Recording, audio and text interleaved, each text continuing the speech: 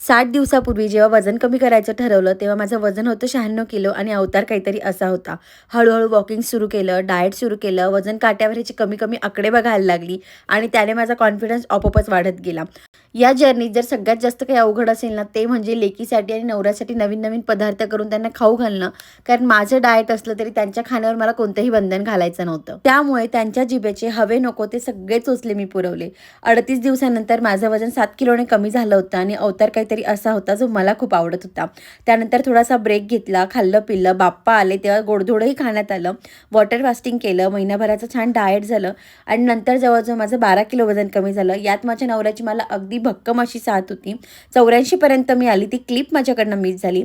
स्किनमध्ये खूप छान-छान चेंजेस झाले आणि माझा फायनल लूक काहीतरी असा होता. पहिल्या दिवशीचा आणि शेवटच्या दिवशीचा फोटो तुम्ही स्वतःच कंपेअर करून बघू शकता. आज आईस्क्रीम पार्टी केली कारण उद्यापासून तिसरी फेज सुरू करतेय. त्यामुळे बघायला आणि फॉलो करायला विसरू नका.